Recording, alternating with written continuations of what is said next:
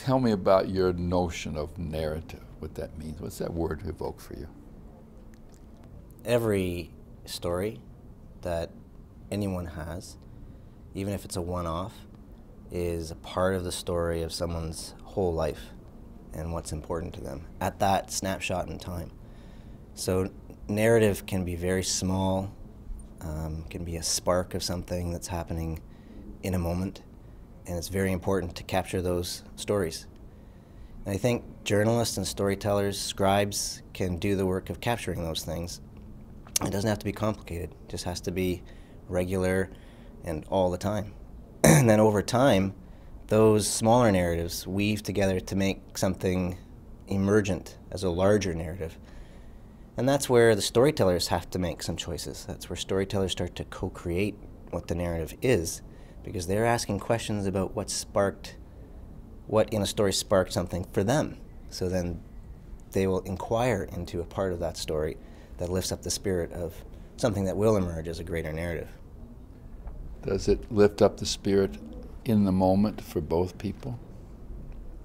Absolutely. Interesting thought. I think it absolutely does, which is why if you're going to be in the business of journalism, the thing is to get these stories out as fast as you can, so that you're as close to that creative moment as you possibly can be when you're sharing the story.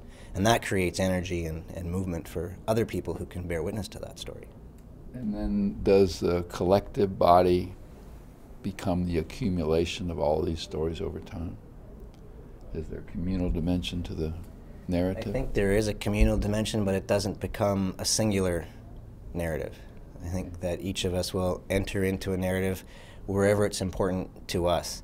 I think that's the beauty of it. I don't know if you can ever capture a whole story and consider that you have it all and that it's done. I think each story adds and changes the story as you go. So absolutely a communal dimension, but not something that's necessarily easily defined or should be defined. What draws you into storytelling?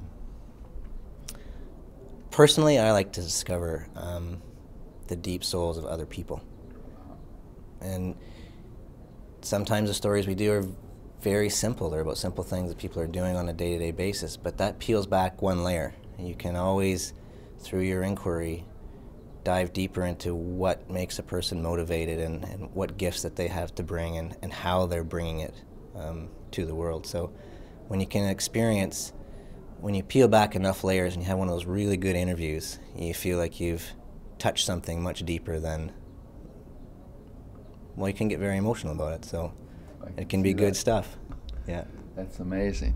So this is sacred work, isn't it? I believe it is. Yeah. Yeah. And It's wonderful. the questions you ask are just so absolutely critical. If you're going to ask a question, you're either going to create more of what's already there, you're going to maintain the status quo, and that is, there is no passive question. Each question will do something. So if it's going to be the work of the soul, then you better be bloody sure about the questions you're asking and bloody careful about them. Exactly. Make sure they matter. Absolutely. That you're not wasting a moment. And also, I would imagine the questions arise out of the moment also. They can, and that's why I think it's also important, if you are doing the question asking, that if you need to take time and leave the space quiet to frame the question and come up with the question, then that's an important thing to do too. Part of the narrative is space for silence. Absolutely. Absolutely.